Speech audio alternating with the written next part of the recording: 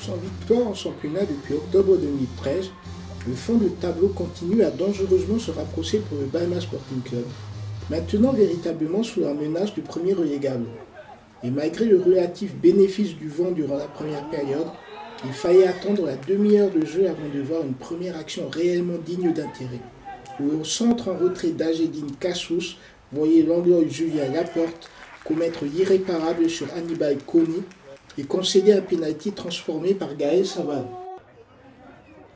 Un avantage qu'auraient pu creuser les locaux juste avant le repos, lorsqu'après un nouveau festival de Kony, le centre en retrait de Savane ne trouvait malheureusement pas preneur.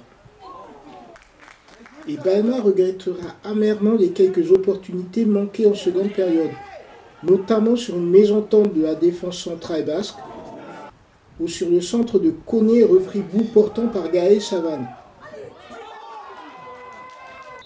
Car Anglais présentait un visage beaucoup plus ambitieux en seconde période, en plantant notamment quelques banderies en contre dans l'arrière-garde haut-garonnaise, avant de trouver l'ouverture par la reprise de Giron.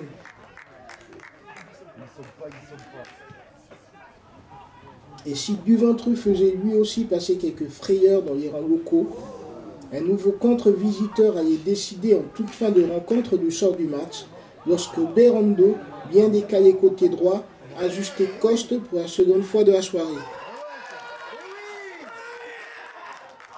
Oui, non, ça n'a pas été simple, mais bon, ça ne fait pas. Balma est une très bonne équipe qui paye depuis un petit moment un lourd tribut à la Coupe de France. Ça s'est vu dans le résultat. Au match aller, on a eu beaucoup de réussites. On avait réussi à renverser la tendance des dernières minutes alors qu'on ne le méritait pas forcément.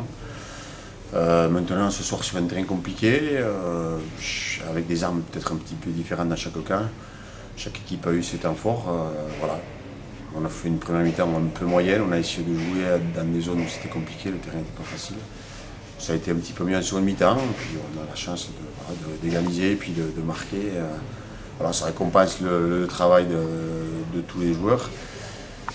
En ayant conscience aussi que, voilà, que Balma, par rapport à ce potentiel, est une équipe qui lutte un petit peu à l'heure actuelle. C'est du fait du classement, mais ça n'enlève en rien leur qualité.